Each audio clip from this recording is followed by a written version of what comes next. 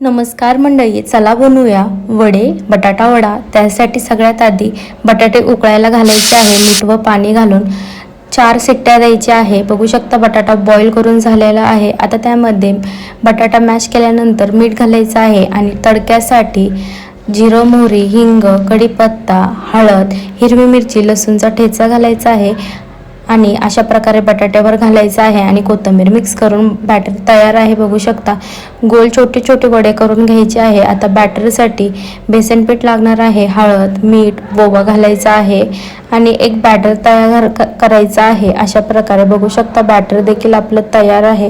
जास्ती पातळ बॅटर नाही करायचं आहे। त्याच्यामध्ये डिप करून अशा प्रकारे चम्मचने तेलामध्ये सोडायचे आहे। अशा प्रकारे सगळे वडे तळून घ्यायचे आहे।